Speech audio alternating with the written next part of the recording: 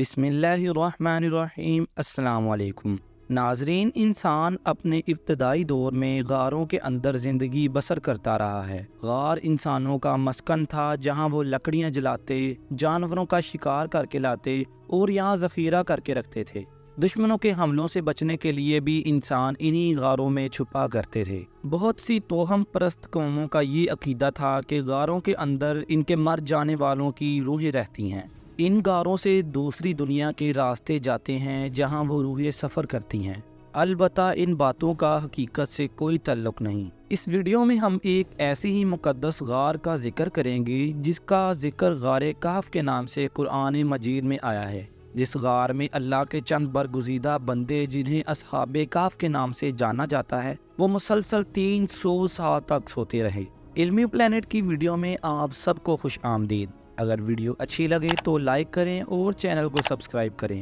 ناظرین، آج سے ہزاروں سال قبل روم کے شہر افسوس میں ایک ظالم اور مشرک بادشاہ کی حکومت تھی، جس کا نام دقیانوس تھا۔ وہ اپنی رعایا پر بہت زیادہ ظلم و زیادتی کرتا تھا۔ اس کی حکومت میں جو شخص بھی بت پرستی نہ کرتا تھا، وہ اسے قتل کروا دیتا۔ اس شہر میں کچھ نوجوان رہا کرتے تھے جو توحید پرست تھے، اور انہوں نے بت پرستی سے انکار کر دیا تھا۔ یہ نوجوان بادشاہ کے معزز درباری بھی تھے۔ جب بادشاہ کو ان توحید پرست باغی نوجوانوں کی خبر ملی تو انہیں اپنے دربار میں بلا لیا۔ جب وہ بادشاہ کے سامنے حاضر ہوئے تو انہوں نے اپنا عقیدہ بے باکی سے ظاہر کر دیا اور کہا کہ ہم ایک اللہ کے سوا کسی کے آگے ہرگز سر نہ جھکائیں گے۔ ان کے اس نڈر اور ہمت والے الفاظ سے بادشاہ کا دربار نعرہ توحید سے گونج اٹھا۔ دراصل یہ نوجوان شہر کے ایک اعلیٰ خاندان سے تعلق رکھتے تھے اور اپنے خاندان کے نامور اور بہادر سپوت تھے۔ انہوں نے کھلے عام بادشاہ کے مشرکانہ مذہب کا انکار کر دیا اور اسے چیلنج کر دیا۔ دقیانوس نے ان نوجوانوں کو 3 دن کی مہلت دی کہ اپنے ایمان سے پھر جاؤ، ورنہ تم لوگوں کو سولی پر چڑھا دیا جائے گا۔ جب 3 دن گزر گئے تو تیسرے دن وہ لوگ کچھ مال اور سامان لے کر رات کے وقت شہر سے باہر نکل گئے۔ بیابانوں میں چلتے چلتے صبح ہو گئی اور وہ ایک پہاڑی سلسلے کے قریب پہنچ گئے جہاں ایک گہرا غار تھا، لہٰذا کچھ دیر آرام کرنے کے لیے وہ اس غار میں جا کر لیٹ گئے، جہاں انہیں گہری نیند آ گئی۔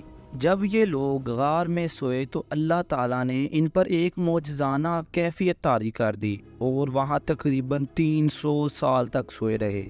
اس لیے انہیں اصحاب کہف یعنی غار والے کہا جاتا ہے۔ جب بادشاہ کو خبر ملی کہ اصحاب کہف نے اس غار میں پناہ لی ہے تو اس نے اپنے سپاہیوں کو حکم دیا کہ اس غار کے منہ کو سنگین دیوار بنا کر بند کر دیا جائے، تاکہ یہ لوگ اسی حال میں رہ کر مر جائیں اور غار ہی ان لوگوں کی قبر بن جائے۔ مگر دقیانوس نے جس آدمی کے سپرد یہ کام کیا تھا وہ بہت نیک دل اور صاحب ایمان آدمی تھا۔ اس نے اصحاب کہف کے نام کی تعداد اور ان کا پورا واقعہ ایک تختی پر لکھ کر تانبے کے صندوق کے اندر رکھ کر دیوار کی بنیاد میں رکھوا دیا، تاکہ یہ مسلمانوں کے لیے نشانی رہے اور تاریخ میں محفوظ رہے۔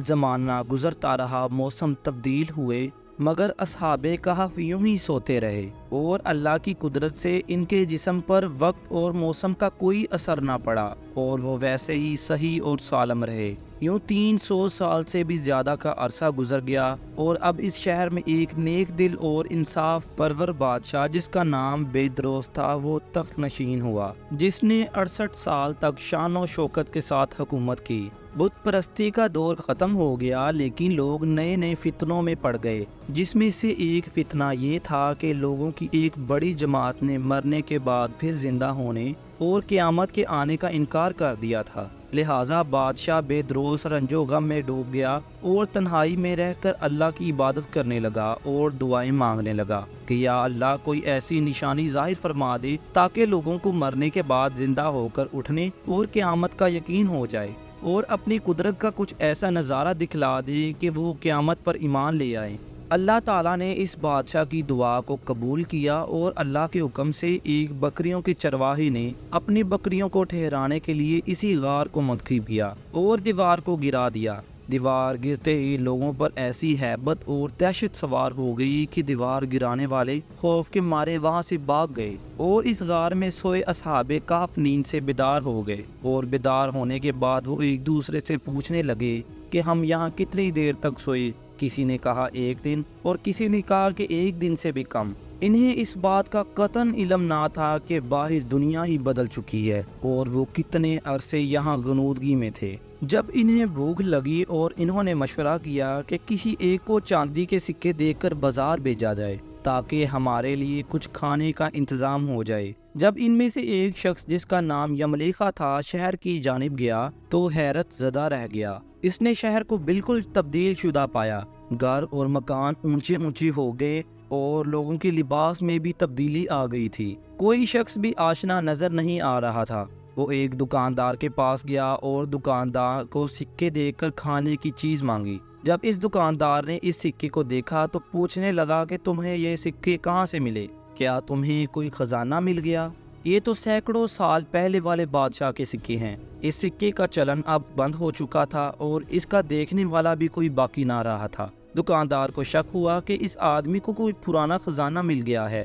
چنانچہ دکاندار نے اس کو حکام کے سپرد کر دیا اور حکام نے ان سے خزانے کے بارے میں پوچھ گچھ شروع کر دی اور کہا کہ بتاؤ خزانہ کہاں ہے؟ یملیخا نے کہا کہ کوئی خزانہ نہیں، یہ ہمارا روپیہ ہے۔ حکام نے کہا ہم کس طرح مان لیں؟ یہ سکہ تو 300 برس پرانا ہے اور کئی صدیاں گزر گئی ہیں۔ اس سکے کا چلنا بند ہو گیا ہے، بتاؤ کہ مسئلہ کیا ہے؟ یہ سن کر یملیخا نے کہا تم لوگ یہ بتاؤ کہ دقیانوس بادشاہ کا کیا حال ہے؟ تو حکام نے کہا آج روئے زمین پر اس نام کا کوئی بادشاہ نہیں ہے۔ ہاں، سینکڑوں برس گزر گئے ہیں کہ اس نام کا ایک بے ایمان بادشاہ گزرا ہے جو بت پرست تھا۔ یملیخا بولا کہ کل ہی تو ہم لوگ اس کے خوف سے اپنا ایمان اور جان بچا کر بھاگے ہیں۔ ہمارے ساتھی قریب ہی ایک غار میں موجود ہیں، تم لوگ میرے ساتھ چلو، میں تم لوگوں کو ان سے ملوا دیتا ہوں۔ اس نے اپنی بات ثابت کرنے کے لیے لوگوں کو اس غار کی طرف چلنے کو کہا۔ جب غار میں موجود اصحاب کہف نے لوگوں کے ہجوم کو آتے دیکھا تو وہ سمجھے کہ دقیانوس کی فوج نے انہیں ڈھونڈ لیا ہے، لہٰذا وہ اللہ سے دعا کرنے لگے۔ جب شہر کے لوگ اس غار کے پاس پہنچے تو اصحاب کہف باہر آئے اور سارا ماجرا کھل گیا کہ یہ زمانہ ہی کچھ اور ہے اور وہ اس غار میں سینکڑوں سال سے سوئے تھے۔ اتنے میں بادشاہ بیدروس بھی وہاں پہنچ گیا۔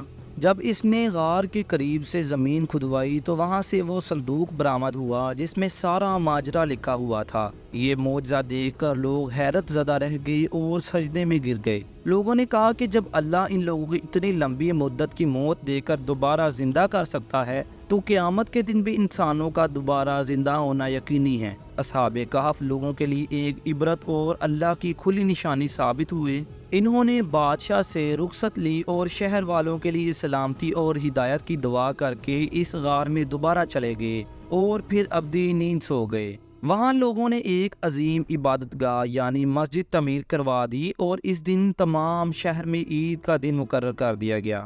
یہ غار آج کس شہر میں موجود ہے اس کے متعلق اختلاف پایا جاتا ہے۔